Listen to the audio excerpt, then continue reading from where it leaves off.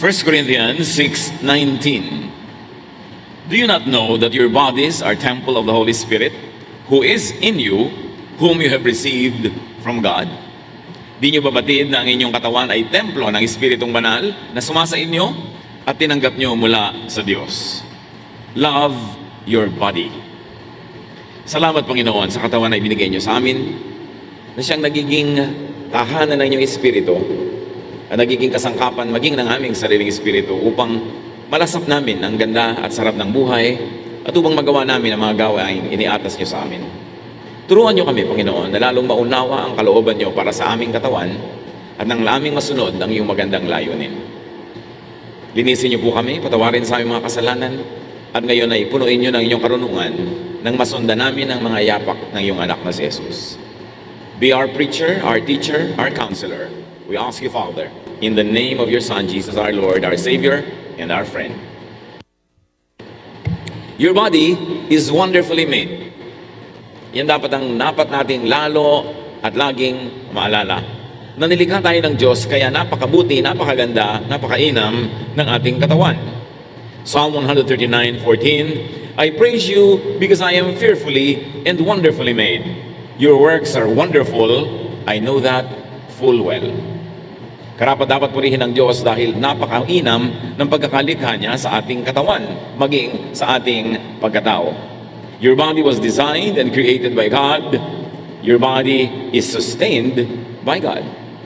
Diyos ang lumikha at Diyos ang patuloy na nag-aalaga sa katawang ito. Your body is the temple of God's Spirit. Ang templo ng Diyos ay hindi tahanang bato, hindi muog, hindi pader, hindi building, hindi lugar, hindi bundok. Ang templo ng Diyos ay katawan ng tao na sumasamba sa Kanya. Genesis 2:7, Then the Lord God formed a man from the dust of the ground and breathed into his nostrils the breath of life, and the man became a living being. Nagiging banal ang lupang katawan dahil ito'y tinatahanan ng Espiritong nagmula sa Diyos. 1 Corinthians 6:19, Do you not know that your bodies are temples of the Holy Spirit who is in you, whom you have received from God?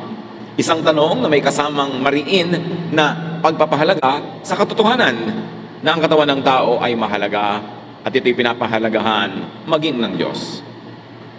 Meron tayong dapat laging maalala tungkol sa katawan na ibinigay sa atin ng Diyos, that your body loves you. It is always working to keep you alive. Mahal ka ng iyong katawan. Kahit tulog ka, hindi tumitigil sa pagtiwak ang iyong puso, pumping blood to the outermost parts of your body. Kahit tulog ka, hindi tumitigil sa paghinga ang iyong mga baga. Kapag nasugatan ng iyong katawan, ang iyong dugo ay naaampat, hindi tumitigil ang paglilingkod sa ating katawan. Your blood circulates, bringing nourishment to every part of your body. Kahit hindi mo alam, your hair and your nail grows. Your immune system is always defending you and fighting you against invaders, against infection. Your stomach always digests your food, and your senses are always working to defend, warn, protect, and even please you. Hindi tumitigil sa paglilingkod ang katawan na ito. Ano man ang ating kinakain, sinasala ng ating atay. Ano man ang ating ginagawa, ikinokorek, binabalanse ng ating katawan. Pag pagod ka na, pinapaantok ka ng iyong katawan para ipahinga mo siya dahil hindi siya pwedeng abusuhin ng sagad-sagaran. Pagka sobrang na ang tulog mo, ginigising ka na. Pagka nga ikaw ay nanganganib, pag natutulog ka, ginigising ka ng iyong katawan. Pagka nga maiihi ka na, ginigising ka pa rin ng katawan mo para gawin mo na yon. Mahal na mahal tayo ng ating katawan at inutusan ng Diyos ang ating katawan na tayo'y mahalin. At inutusan din ang katawan na mahalin ang isa't isang bahagi nito. Galing yon sa may likha. 1 Corinthians 12:24-26, although it has a spiritual value, but first of all, it has a physical value. God has put the body together. Its parts should have equal concern for each other. If one part suffers, every part suffers with it. If one part is honored, every part rejoices with it. Nagtutulungan, at sabi nga sa kasabihan ng matatanda, ang sakit ng kalingkingan, ramdam ng buong katawan. Nagtutulong-tulungan ng bahagi ng ating mga katawan para mabigyan tayo ng napakagandang serbisyo. Kaya pagkakakain ka na, Ang halos lahat ng dugo ng iyong katawan pumupunta sa iyong digestive system para tunawin ang iyong pagkain. Kaya ka inaantok pagkakain kasi nababawasan ng blood supply ang iyong brain, nagpupunta kasi sa stomach. Nagtutulungan sila, nagbibigayan. At ito ay kalooban ng Diyos. Kaya naman napakahalaga na pag tayo nagpapagamot, especially in this day and age of specialization, dapat tinitingnan mo yung buong katawan, may nag-aalaga ng buong katawan. Kasi kung minsan, nagpapagamot ka lang sa isang espesyalista, halimbawa sa puso, o espesyalista sa balakang, o espesyalista sa buto, pagka hindi mo binantayan, baka mapabayaan yung atay mo, at siya ang magdala ng lahat ng gamot na kinakarga doon ng specialist, kasi nga kanya-kanyang espesyalisasyon. Pero dapat, merong general practice para maalagaan ang bawat bahagi ng katawan na hindi pinapagaling mo yung isang bahagi ang nagdurusa yung kabila.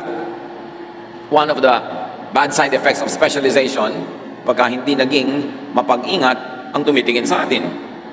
Ephesians 4:16, again another physical reading of an otherwise also a very spiritual reading. Under His control, all the different parts of the body fit together, and the whole body is held together by every joint with which it is provided. So when each separate part works as it should, the whole body grows and builds itself up through love. Of course, it can also refer to the church as a body of believers. But first and foremost, it has a physical meaning. Na pag nagtutulungan ng bawat bahagi ng katawan, ang katawan sa kabuuan ang nakikinabang. Kaya hindi ka dapat magpasarap sa dila mo na kain ka ng masarap na maalat, tapos nagkakaroon ka ng mga bato, nagkakasakit ka at nahirapan yung iyong atay. Pinapasarap mo lang ng iyong bibig, ng iyong panlasa, kakakain ng sobrang tamis, nagdurusa naman ng dugo mo, tumataas ang blood sugar, nagkakaroon ka ng diabetes. Dapat nagtutulungan ang bawat bahagi ng katawan at hindi kinukonsente lang o pinapasarap yung isa lamang at the expense of other parts. Your body heals and restores itself. Wala kang kamalay-malay, yung sugat mo gumagaling. Your body speaks to you about survival, health, and wellness concerns. Kaya may mga balat tayo na sensitive sa lamig o init, binibigyan tayo ng warning, mag-jacket ka, o magpaypay ka, o maligo ka, kasi nahihirapan ang iyong katawan sa extreme temperatures. Napaka-importante na nakikinig tayo sa ating katawan. Pag sobra tayong napapagod, nagpapahiwatig ang katawan, nanlalata, nanlalambot, inaantok tayo, kasi kailangan niya magpahinga. Your body loves you. So love your body back. Keep it alive and healthy. Ang pag-iingat, pag-aalaga sa katawan ay isang uri ng mataas na pagsamba sa Diyos. Dahil kung mahal mo ang Diyos, mamahalin mo ang ibinigay niya. Pag minamahal mo ang ibinigay niya, minamahal mo ang nagbigay. At iyon ay isang uri ng pasalamat, papuri, pagsamba. Keep your body clean. Outside. Sa panglabas muna, napakahalaga na laging malinis ang ating katawan, na hindi naman problema ng marami Pilipino. Salamat na lang, nilikha tayo ng Diyos sa ating kultura, likas tayong mahilig maglinis ng katawan. Pero sa mga nakakalimot, dapat itong maalala.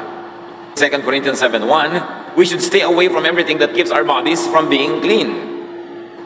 The physical body, and of course the spiritual body. Isaiah 1:16, wash yourselves clean. Dapat malinis lagi, para hindi tayo nasasalakay at nagugupo ng mga mikrobyo.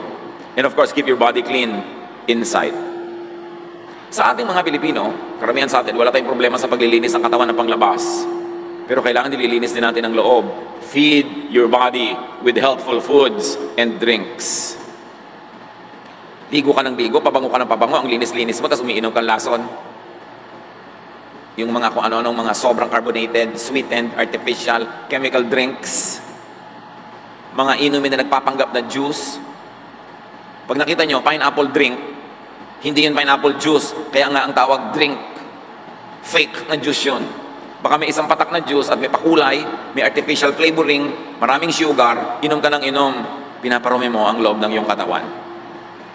Inom ka ng inom ng mga sobrang daming asukal, daming kulay, minsan jobos na yata ng sapatos ang nakalagay sa tosino. Kailangan pinag-iingatan yung mga artificial na yan. Every unhealthful matter that enters your body has to be filtered, processed, eliminated, or endured by your body. Pag naglagay ka ng masamang timpla sa loob ng iyong katawan, nasarapan kumisan ang iyong lalamunan, Pero hirap na hirap yung mga laman loob mo para salain, linisin yun, itapon yung mga dumi, o kaya kung hindi niya maitapon, na hirap yung katawan mo sa pagdurusa at pagtitiis para lang kumisan masyahan ang ating bibig.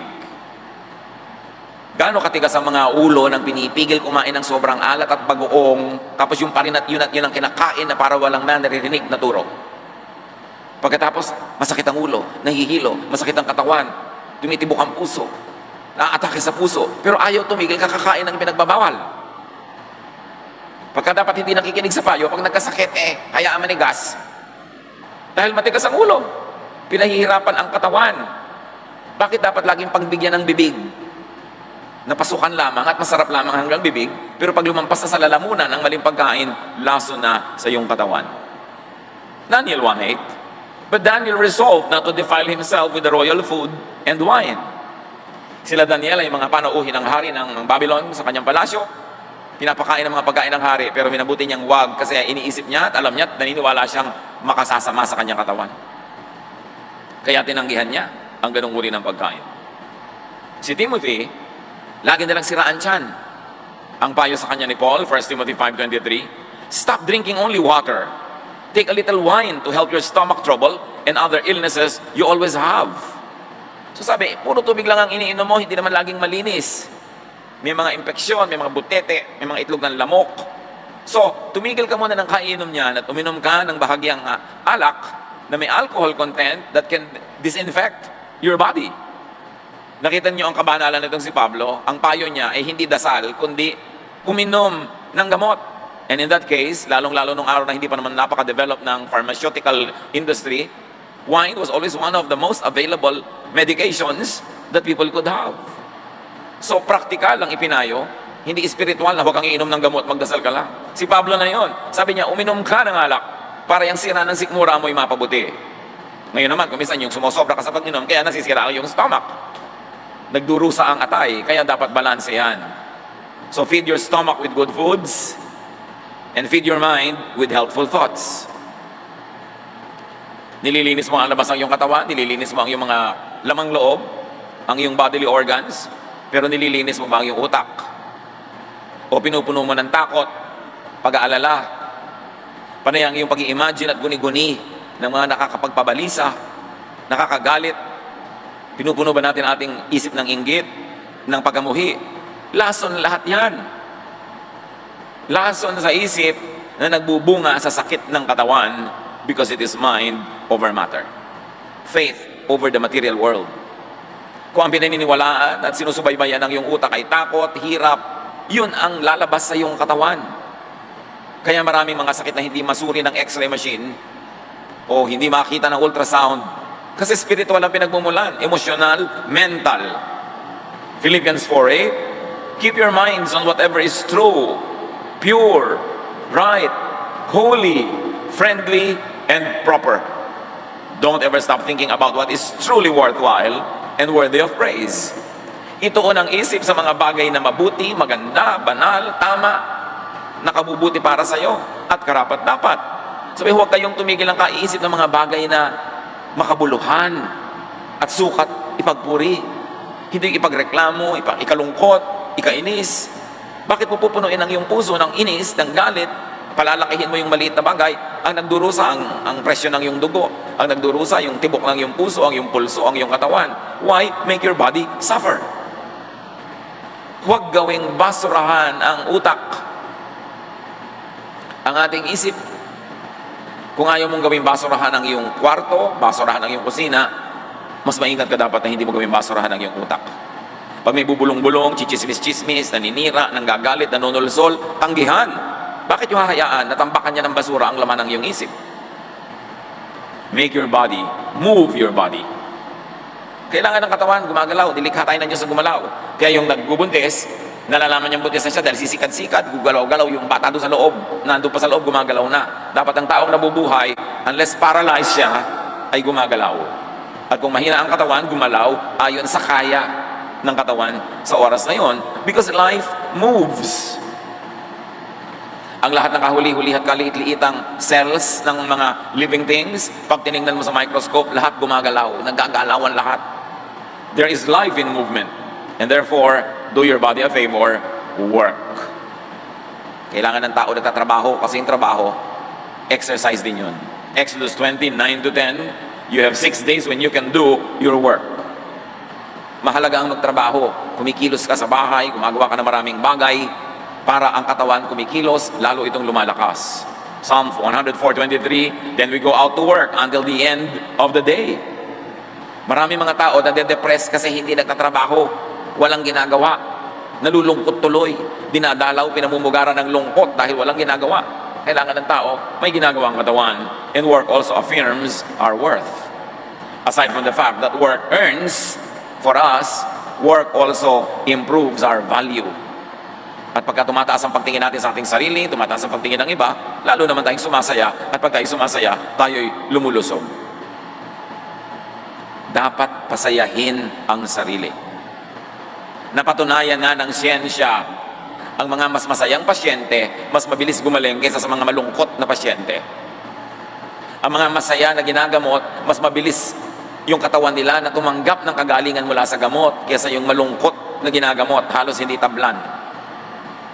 Sapagkat pag masaya ka, your immune system becomes strong. And everything else is about your immune system. Ang lahat ng sakit na nagsisikap na pumasok at gumupo sa ating katawan, yung ating immune system ang lumalaban doon. At ang taong mga masayahin, malakas ang immune system, malakas ang naturalesa. Kaya dapat pinapasaya ang sarili. Yung iba naman masaya na nga, pinapalungkot pa. Malungkot na nga, mas pinapalungkot pa. Pag dinadapuan ka ng lungkot, itaboy mo agad. Kailangan pasayahin mo yung sarili. Huwag kang lagi magdramang bukid. Huwag kang lagi mag-isip ng mga sentimiento, mga nakakalungkot, mga pagsisisi, hinanakit, galit, puot. Kasi magkakasakit ka.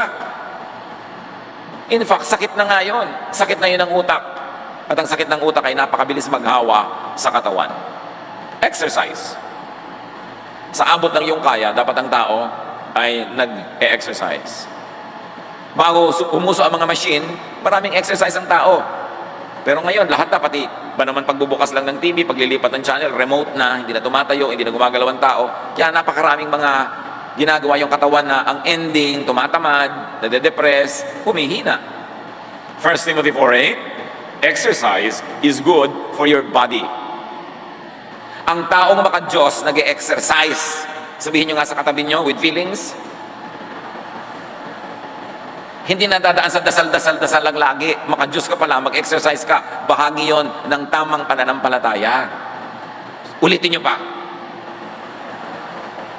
Ganyan, may kasama dapat panlilisik ng mata. Lalo't alam nyo yung kausap nyo, napakatamad mag-exercise.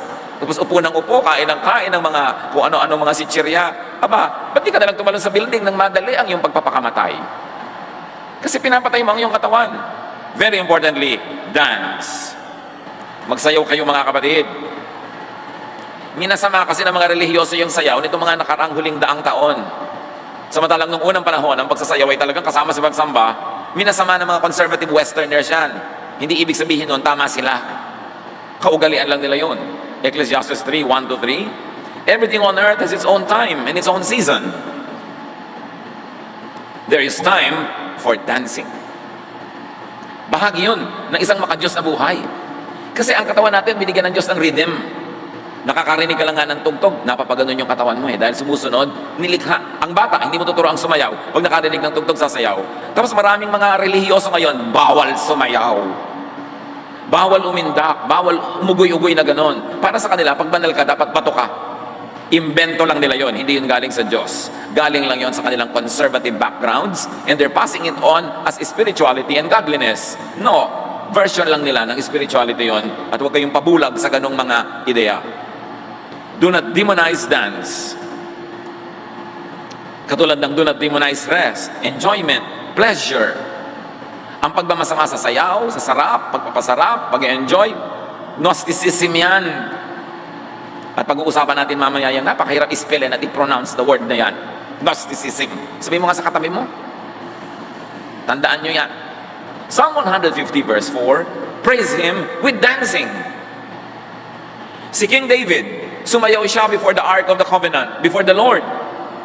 Naghubad pa siya ng kanyang robes, at ang natira na lang nasuot niya, underwear, habang nagsasayaw siya. Ang kanyang high society wife, na si Michal, tinitingnan siya mula doon sa bintana ng palasyo, at napakaliit ng pagtingin ng reyna doon sa hari na nagsasayaw sa publiko na nakahubad. At pag akyat niya sa palasyo, sabi ng reyna sa kanya, magaling ka? Sasayaw-sayaw ka ba nakahubad sa harap ng karami-raming tao? Sabi ni David sa kanya, hindi ako nagsayaw sa harap ng mga tao. Nagsayaw ako para sa Diyos. At bakit siya naghubad ng kanyang damit? Kasi ang mga slaves, pag nagsasayaw sa harap ng kanilang amo, naguhubad. At si David sa pagsayaw niya sa Diyos, hindi niya itinuring ang sarili niyang hari. Tinanggal niya yung mga damit na nagbibigay sa kanya ng royal distinction, and he took the form of a slave, dancing before the master, before the Lord of Lords. Sabi niya, hindi ako sa harap ng mga tao nagsasayaw. Sumayaw ako para sa Diyos. At alam niyo ang kasunod na verse nun? And Michal remained barren all her life. Naging baog itong si Michal, hindi siya nagkaroon ng supling, hindi siya nagbuntis. Kasunod ng paglait niya sa pagsayaw ni David. Napaka-connected nun. Ikinatuwa ng Diyos ang sayaw ni David pagkatapos nilalait-lait niya yung sayaw. So dance to be lively, dance to be happy, and even dance to heal. Noong unang panahon, marami mga tao, ang pagsasayaw nila ay panalangin nila para gumaling at nagkagalingan nga sila. Nauso lang kasi ngayong mga huling taon na ang dasal ay puro sinasabi ng salita ng bibig. You can dance as prayer, and you can pray by dancing. You can pray by playing music. You can pray by creating beautiful works of art. Maraming paraan ng panalangin, maraming paraan ng pagpupuri sa Diyos, at maraming paraan ng pakikipagniig sa Diyos. Hindi lang sa formal, organized, Western style worship. Na-franchise kasi ng Western civilization ng Christianity in the last many hundred years, at inimpose nila yung kultura nila at pananaw nila sa pagiging makadiyos. But we've got to go back to ancient practices of spirituality, where there's a lot of music, there's a lot of dancing, there's very little intellectual discourse happening during the spiritual experience. Dapat nating ibalik yun sa ating worship, ng ating damdamin, ng ating emosyon kasama sa pag-worship. Dahil yun ang buo nating pagkatao. Kung papaguri ng katawan sa exercise dahil nakakabuti yun, you must balance and give your body rest. Ipinapahinga ang katawan. Madalas mong maririnig sa mga empleyado ngayon, naku, toxic ang work namin. Avoid getting into a toxic mode by planning, by working on time, by not procrastinating, by being organized, para hindi nagiging toxic. Toxic means lason. Kung lagi kang nasa toxic environment, you're killing yourself. Exodus 20 verse 12, work the first 6 days of the week, but rest and relax on the 7th day. Mga workers, mga empleyado, mga estudyante, nagiging toxic ang trabaho nyo kasi madalas you procrastinate. Ipinagpapaliban yung gagawin ngayon, ipinagpapabukas, yung gagawin this week, ipinagpapa-next week, kaya sabay-sabay lahat, nagkakaraming pagka-deadline na. By organized timing, may iwasan yung ganyang mga klaseng trabaho na toxic. Paliban, pamisa-misa na biglaan talaga kailangan. Pero madalas yung mga nagsasabing toxic, kulang sa planning, kulang sa organization, kulang sa pagsisimula sa oras. Importante na nagpapahinga. Ang sobrang napapagod, nade-depress.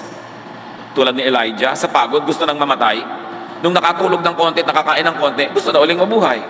Pagod lang pala, gutom lang pala. 1 Kings 19:7, the angel of the Lord came back a second time and touched him and said, get up and eat, for the journey is too much for you.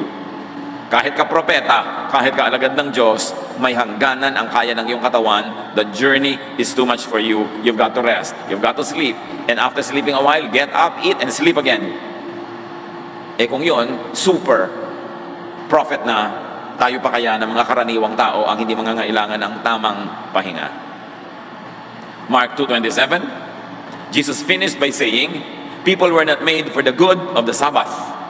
The Sabbath was made for the good of people. Yung mga tao kasi sa sobrang pagiging relihiyoso, naging amo na nila yung pag-observe ng Sabbath. Sabi ni Jesus, baliktad, ibinigay ang Sabbath para sa inyong kapakanan, hindi para paglingkuran nyo siya. So gawin nyo during the Sabbath kung anong nakakasiya, nakakalugod, at nakakapagpasaya sa inyo. Para sa inyong kabutihan yan, hindi yan amo. People of God, give your body enjoyment, pleasure. Reward yourself. Reward your body. Si Solomon na binigyan ng iba yung katalinuhan, hindi niya na-miss yung mahalaga. Sabi niya sa Ecclesiastes 2:10, I denied myself nothing my eyes desired. I refused my heart no pleasure. My heart took delight in all my labor, and this was the reward for all my toil. Well, hari naman kasi siya, kaya marami siyang ma-afford na pleasures.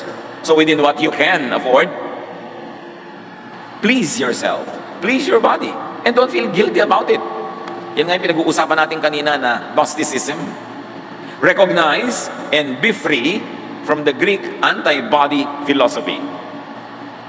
Itong Gnosticism ay inimbento ng mga Greeks na halos maitutumbas mo ang katuruan na ito sa kontra siya sa katawan, kontra sa sarap ng katawan, kontra sa layaw ng katawan. Post-Jesus Christianity and to some extent Judaism were both influenced by a philosophy of the first century known as Gnosticism. From the Greek gnosis, meaning knowledge. Ang kultura ng Israel ay hindi purely Israelite. Ang kultura ng Israel ay nakikipag-ugnayan, may impluensya ng mga kapitbahay niya sa habang panahon.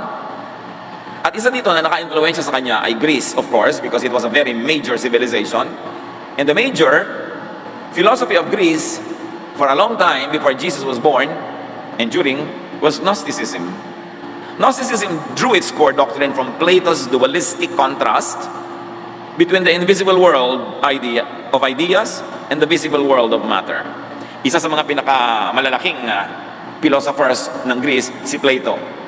At si Plato, pinaghiwalay niya yung nakikita at di nakikita. Pinaghiwalay niya yung mundo ng mga ideya, diwa, mga hindi nakikita, sa mundo ng katawan, ng lupa, ng bato, mga nakikita. So sa kanya, dalawa ang mundo, the invisible and the visible, the spiritual and the physical. And Plato's dualism created in Gnosticism a doctrine that equated matter with evil and spirit with good. Platonic idea yon, hindi yun Jesus idea. Sa paghihiwalay ni Plato ng mga katotohanan na nakikita at di nakikita, physical at non-physical or spiritual, minasama niya ang physical at minabuti niya yung spiritual. Kay Plato, lahat ng nahihipo, nakikita, nasusukat, may timbang, nayayakap, natatapakan, nasasandalan, lahat ng bagay na material ay masama. At sa kanya, ang mabuti lang ay yung mga bagay na nandun sa daigdig ng isipin, ng ideya, nandun ang espiritu. Pero ideya yun ni Plato, hindi yun ideya ng Diyos. Kaya lang yung ideya na yun naka-impluensya maging sa kultura ng Israel, kaya ito'y pumasok maging sa mga kaugalian ng Israel hanggang sa Israel na inabutan ng Panginoong Jesus. And out of this equation, that spirit is good, matter is bad, came two opposite modes of conduct. Asceticism, the suppression of bodily passions because of their connection with evil matter. So isa yan. Dahil dalawa ang katotohanan, spiritual at material, mabuti at masama, nagkaroon tuloy ng isang uri ng pananalig, yung isa asceticism. Pagsupil, pagpipigil, pagpatay, pagtanggi sa lahat ng gusto ng lupang katawan. At yun ay itinuturing na kabanalan.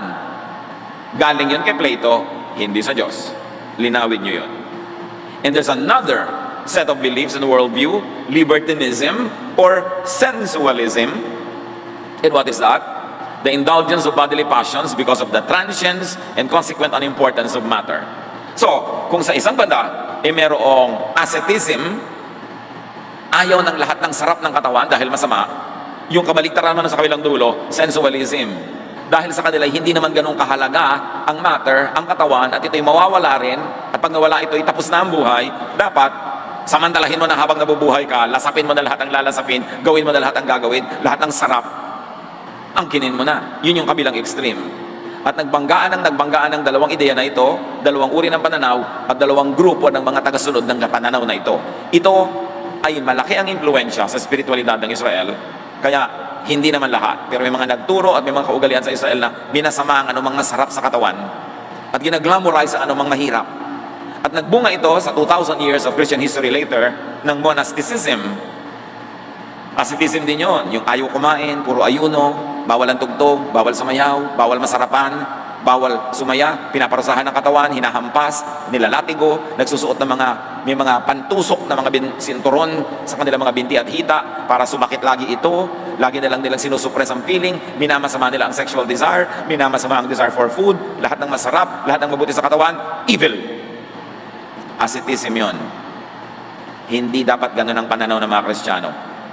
Pero hanggang ngayon, akala ng mga Kristiyano, ang kabanalan ay huwag kumain ng masarap, huwag mag-enjoy sa buhay, huwag tumugtog, huwag mag-party, huwag makilahok, kundi magdusa, magtiis, mag-ayuno, magtimpi, at itanggi ang tunay na darama.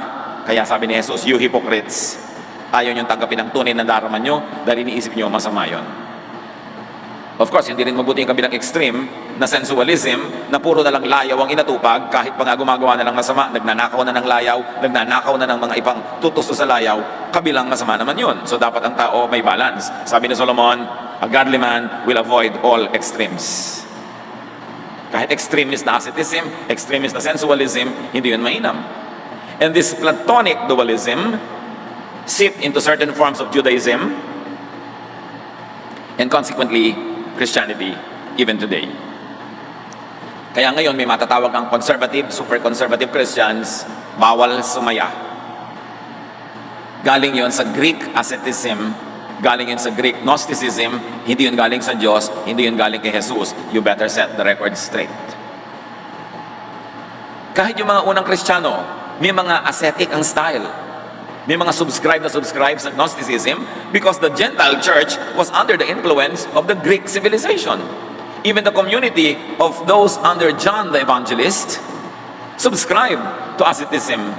Kaya sa Book of John, napakaraming paghihiwalay niya sa spirit, sa matter, sa masama't mabuti, sa liwanag, sa dilim. Maraming ganun si John at ang kanyang mga followers were considered very, very ascetic in their exercise of their Christianity.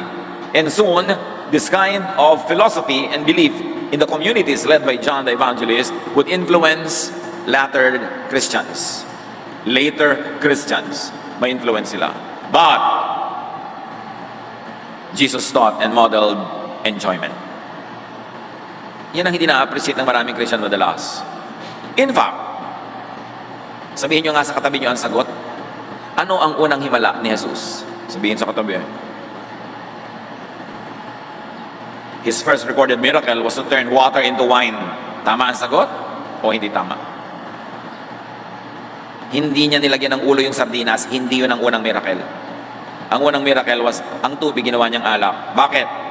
Wala nang alak, may wedding party, edi uwian na? No, Jesus turned water into wine to extend a wedding party.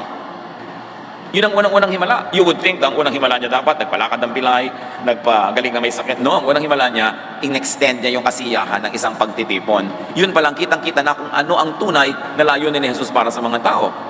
And throughout the Gospels, you see Jesus eating and drinking. Matthew 11:19, but the Son of Man goes out around eating and drinking. And you say, that man eats and drinks too much. He is even a friend of tax collectors and sinners. That is the Jesus our Savior, the Son of God, the King of Kings, the Lord of Lords, the Teacher of Teachers. He went around eating and drinking. Bring this Jesus back to Christianity. Kasi inalis siya ng asceticism, inalis siya ng Gnosticism, at pinalitan siya ng conservatism. Matthew 9:14, then John's disciples came and asked him, how is it that we and the Pharisees fast often, but your disciples do not fast? Nakita nyo, siyempre, kung anong ginagawa ng master, yun ang ginagawa ng mga tagasunod. At ang mga tagasunod ni Jesus ay nilalait, tinatanong, ba't hindi kayo mahilig mag-ayuno? Bakit kami? Ayuno ng ayuno. Tapos kayo, hindi. Then later on, Christians would glorify fasting too much. May gumagaya pa kay Jesus ng 40 days. Hindi naman niya sinabing gayahin siya. At yun lamang ang recorded fast ni Jesus. A very important fast, which happened only because he was in the wilderness and there was nothing to eat. Hindi naman siya nagpasyang magpa-fast ako ng 40 days. Dinala kasi siya ng espiritu sa ilang at doon siya ay sinubok. At nagkataon, wala naman siya dalang bawang pagkain. Kaya 40 days siya tuloy nag-fast, pero hindi sinabing gagawin mo rin yun sa buhay mo dahil hindi naman ikaw si Jesus. Kasi kung kokopyahin mo yun, di ba't di ka nalang papako sa krus? Kumpletuhin mo na ang pagkopya. Meron tayong kinokopya kay Jesus, sinasabi ng ating utak. Pero meron hindi, pangkanya lang yun. Ministry niya yun, hindi natin ministry. And Jesus is known to rest and to sleep. Kaya nga kahit na may bagyo na at windang-windang na yung kanilang sasakyang pangdagat doon sa gitna ng bagyo, tulog pa rin siya. Mark 4:38, Jesus was in the stern, sleeping on a cushion. The disciples woke him up and said, Teacher, don't you care if we drown? Natutulog si Jesus sa tamang panahon, sa tamang oras, kumakain, nag-enjoy. Ang kauna-unahan niyang public miracle was at a party, a wedding party. The first miracle was to turn water into wine. Do you know that Jesus, or there's another type of Jesus in your mind, na isinaksak doon ng religion, inimbento ng religion, pero hindi yun ang tunay na Jesus of the Gospels. Bring Jesusness back to Christianity. Jesus na nagpapalaya, Jesus na masarap kasama, Jesus na gustong mag-enjoy ka sa buhay, at Jesus na gusto ikay maging mabuti, matuwid, gumawa ng mabuti sa kapwa, at hindi mo ninanakaw sa kapwa ang iyong kaligayahan, pero magpakaligaya ka. Mahalin ang katawan. Nakita natin si Jesus, inalagaan din niya ang kanyang katawan. Fill your lungs with clean air. Pagkatapos alam mo na masama yung usok ng sigarilyo, naninigarilyo ka pa, hindi ka nila magbaril ng madali. Pagkatapos hindi ka kontentong naninigarilyo ka sa public place, lahat ng taong allergic sa usok, nausukan mo, sa kaligayahan mo, may nagdurusa, kaya ng konsyensya mo yun. Masarapan ka lang, nagdurusa yung katabi mo. Fill your nose with fragrance. Kaya nga ngayon, merong aromatherapy, nakakapagpagaling ang pag-amoy ng mabubuting halimuyak. Fill your ears with music and pleasant sounds. Fill your home with music. Hindi sigawan, murahan, inggitan, selosan, insultuhan. Nakakasakit ng katawan yun pag pumasok na sa tenga. Fill your mouth with nutritious food. Hindi yung kung ano-ano, mabusog na lang kahit na nakakasama sa pangmatagalan. And please your palate with delicious foods. Napakalaking krimen yung hindi ka masarap magluto. Dahil gumamit ka rin ng asin, gumamit ka rin ng kalan, gumamit ka ng gas, gumamit ka ng kawali, gumamit ka ng suka, gumamit ka ng karne. Tapos yung niluto mo hindi masarap. Di ba crime yun? Sayang naman ang ibinigay sa iyong mga gamit galing sa planeta, pagdaan sa iyong pagluluto, hindi masarap. Dapat masarap. Kakain ka rin lang, sarapan na. Pinag-aaralan mo kung paano maggisa ng masarap. Yung tuyong-tuyo na yung kamatis sa gisa bago mo ilagay yung igisa mo. Hindi sariwang-sariwa pa yung kamatis, ihuhulog mo na igigisa. Hindi masarap yon. Kailangan pinag-aaralan mo yung style ng pagluluto. Hindi yung bawang mo naging uling na bago mo isusunod yung sibuyas.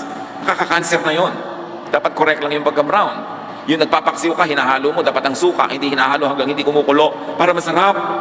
May art ang pagluluto. Binibigyan ka ng Diyos ng mga gamit, tapos wawaldasin mo, hindi masarap ang luto mo. It's a crime. Please your eyes with beautiful vistas. Dapat inaayos natin yan hanggang kaya ng ating bulsa, kaya ng ating lakas. Inaayos mo yung bahay mo. Hindi yung kama mo abstract dahil nandun yung kawali, nandun yung hangir, nandun yung sapatos, nandun lahat.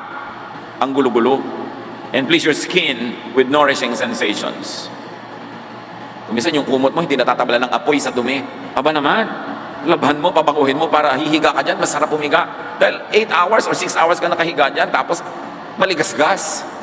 Meron pang mga kuto, at meron pang kung ano-anong tamtak sa loob. Kailangan pasarapin mo ang iyong buhay. Kasi ang buhay bigay ng Diyos. At gusto ng Diyos mag-enjoy ka sa buhay. Pero kailangan meron kang sipag. Importante, sa lahat ng ito, may pera ka. Kaya itinuturo ng Diyos, 6 days you will work, and on the 7th day you will rest. Kasi pag nagtatrabaho ka, you earn, na-afford mo yung good life. Hindi yung gusto mo good life, tapos asa ka sa iba. Ecclesiastes 8:15, pinakamatalinong tao si Solomon, ang payo niya, so I commend the enjoyment of life. Because there is nothing greater for a person than to eat and drink and be glad. Then joy will accompany them in their toil all the days of the life God has given them under the sun. Sabi ng Contemporary English Version, there is nothing better than to enjoy our food and drink and to have a good time. Then we can make it through this troublesome life that God has given us here on earth. Sabi ni Solomon, hindi mo maiiwasan, maraming hirap, maraming lungkot, maraming dusa ang buhay. Pero para mo ito mapagtagumpayan, malampasan, malabanan, mag-ipon ka ng maraming saya at sarap sa buhay mo. Habang kaya, tuwing pwede. Para yung iniipon mong saya, yung iniipon mong sarap, doon ka mag-withdraw sa panahon na ikay nahihirapan, may problema, at merong pain. You've got to invest in your happiness, in your pleasure. That is Solomonic. Siya ang pinakamatalinong tao sa Old Testament. Tapos si Jesus sa New Testament, pareho silang nagsasabi, eat, drink, enjoy your life. Hindi bawal yan sa Diyos. Ang nagpabawal niyan, the Greek idea of Gnosticism, si Plato, na naka-influence sa maraming Hudyo, sa maraming Kristiyano hanggang ngayon. At akala nila yung ganung pagdurusa at pagtitiis ng katawan ay galing sa Diyos. No, galing yun kay Plato. Corinthians 6:19-20. Do you not know that your bodies are temples of the Holy Spirit who is in you, whom you have received from God? You are not your own. You were bought at a price. Therefore, honor God with your bodies. Sabi, hindi nyo pag-aari ang mga katawan nyo. Diyos ang lumikha, Diyos ang may bigay, at Diyos din ang tumubos sa pamamagitan ni Jesus. Kung ganon, kung sinasamba nyo ang Diyos, pahalagahan nyo ang inyong katawan. Yan ay pagbibigay halaga sa Diyos. Yung pagbibigay halaga sa katawan, hindi ibig sabihin pagtanggi sa lahat ng gusto nito, pagtitiis. No, pagtanggi lang doon sa masama, sa nakakasama, at sa inaagaw at ninanakaw pa sa iba. Pero on all other innocent pleasures, enjoy your life. Because life is a gift from God. It is to be enjoyed. It is not to be problematized. Do not squander your health for wealth. Then later squander your wealth for health. Ano yung mga tongue twister na yan? Maraming tao habang bata, pinupudpud ang katawan, inuubos ang kalusugan para magkapera. At syempre, magkakapera naman kung pinalad. Pero may sakit naman, nagdusa ang katawan, kaya later uubusin mo rin lahat ng pera mo para ka lang magpagamot. Sayang. Dapat hindi mo pinapatay ang katawan para lang magkapera. Magkapera ka pero sa tama at balansing paraan, hindi yung sobrang pagtitiis, pagdurusa. Napakaraming mga halimbawa, mga nagtatrabaho sa ibang bansa, ang tagal-tagal nandun pagkatapos kakasakit. Pag uwi dito may sakit na, hindi na ma-enjoy ang inipon. Kasi araw-araw kinakain delata, nagtitipid para maipadala lahat sa Pilipinas. Hindi na nakakakain ng sariwang gulay, sariwang prutas, puro delata. May bunga yon sa katawan. Kaya dapat huwag kang sobrang magtipid. Mag-enjoy ka rin, magtipid ka ng konti, mag-enjoy ka ng konti, sabay. Hindi puro, saka na ako mag-enjoy, puro pagtitipid. Nakakatiyak ka ba, nakahaba ang iyong buhay para magkaroon ka ng oras mag-enjoy? Hindi naman tayo nakakatiyak kung gaano kahaba ang buhay. Kaya dapat everyday may konting bakasyon ka, may konting treat to yourself. Para kung namatay ka bukas, wala kang pagsisihan. Every week mo konting bakasyon ka, may konting enjoyment. Para kung next week di ka na umabot, wala ka din pagsisisihan. Every month, may konting bakasyon ka, may konting fun. Hindi yung puro hirap ng ilang taon tapos ilalagay mo lahat yung enjoyment mo sa dulo. Kung wala ka na doon sa dulo, dilugi ka. Kaya mahalaga, nag-enjoy, nagtatrabaho. 6 days you work, on the 7th day you enjoy, you rest, and then you work, and then you rest. Hindi 10 years of work at saka nila magbabakasyon. Walang ganun. Hindi yun mabuti para sa ating katawan. Do not poison your body with unhealthful foods and drinks. At magdahan-dahan sa pag-inom ng mga gamot, lalo yung nabibili over the counter. Konting sakit ng ulo, gamot. Konting sakit ng bewang, gamot. Hindi mo alam ang mga side effects niyan. Kung makakayanan mong ipahinga na lang, itulog yan, ikain ng masarap para mawala. Pero lagi na lang gamot. Siyempre, gusto naman ng pharmaceutical industry yan. Pagkatapos mamaya, may mga side effect pala, tinutubuan ka na ng payong sa likod na ayaw naman bumuka. Mabuti sana kung bumubuka yung payong. So kung ano na nangyari sa'yo, dahil ang konting sakit ng ulo, puro gamot. Meron naman mga doktor, walang gawang reseta. Siyempre, dahil pag reseta sila ng reseta, natutuwa sa kanila yung drug company. Ingat ka rin ng ingat, hindi lahat ng dire-reseta, lulun ka ng lulun. Suriin mo rin, mag-aral ka. At kung may natural na paraan ng paggaling, lalong mabuti yun. Hindi yung may side effect. Do not weaken your body with lack of movement and exercise. At mga kapatid, I'd like to end with this. Kahit anong gawin mo, 90%, darating ang panahon magkakasakit ka, magkakaroon ng pain, kailangan handa ka doon. Magtrabaho, kumita, mag-ipon, bumili ng matino at reliable na health insurance, hospitalization insurance, para kung magkasakit ka, may pampagamot ka naman. Hindi yung ang napakasakit sa lahat ay yung bulsa ang nasaktan dahil hirap na hirap ka. Pinapayuhan ka pa ng 3 araw sa ospital, gusto mo nang lumabas kasi wala ka ibayad. Hindi naman surprise Hindi pa ba nangyari sa mga lolo natin yan, sa mga magulang natin, nagkakasakit sila at wala silang paghahanda? Tapos iaasa mo sa iba ang iyong pagpapagaling, halos ipalimos mo ang iyong pagpapagamot, o kaya kung wala, magdusa ka mahirapan. Gusto niyo ba mangyari sa mga sarili niyo yun? Meron ba kayong preparation for times of sickness? Are you covered with health insurance? O kung hindi, meron ba kayong malaking savings? Huwag namang mangyari kahit kanino, pero meron nagkakaroon ng cancer. Dapat naman may pambili ka man lang ng morphine para kung mamamatay ka man lang, namatay kang nakangiti, kesa nakasimangot. Pagka hindi na talaga magamot ang sakit, pain management is important and it is costly. Kailangan, meron kang inihahanda na kung sakasakali, huwag naman, dadapuan ka ng ganito, may pambili ka man lang ng pampamanhid ng sakit. Kung hindi ka man mapagaling nun, mabawasan ang kirot. Hindi surprise ang mga ganyan sa buhay. We are surrounded by so many people who suffer this kind of situation. Prepare. Kailangan may itinatanim ka para meron kang aanihin. Pag may isinuksok, may mabubunot. Sabi ng matatanda, pag may tiyaga, may nilaga. Spare your body from pain, but prepare for possible pain. Earn, save, have a coverage. And one more thing. You could be surrounded by people who are suffering. Maring asawa mo, nanay mo, kapatid mo, anak mo, kapitbahay, kaibigan, ay may dinaramdam, may sakit. Be sensitive. Be kind. And be helpful to those in comfort, in discomfort rather, to those in pain. Be charitable.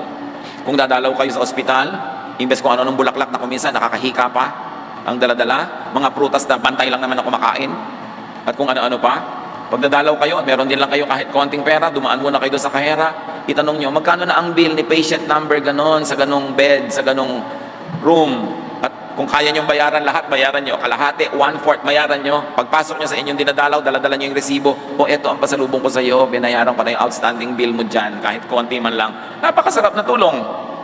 Kasi ang taong may sakit at walang pera ay talagang umaasa na lang sa kawang gawa at sa pag-ibig ng kapwa. So tulungan natin ating kapwa. You might be surrounded by people who are in pain. Sacrifice a little bit.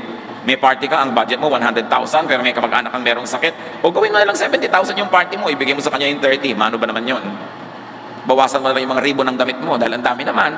So pwedeng konti na lang, i-donate mo naman sa may kailangan. Napaka-importante mga kapatid. Dahil sa pakikiramay natin sa pagdurusa ng iba, kumisa din natin alam, naliligtas pala tayo sa ganung mga pagdurusa rin. Panginoon naming Diyos, turuan niyo po kami na mahalin ang aming katawan, pati katawan ng aming kapwa. Turuan niyo kami na bigyan ng halaga ang aming kalusugan, at maghanda rin kami sa mga posibilidad na magkasakit kami. Teach us to be practical, teach us to be wise.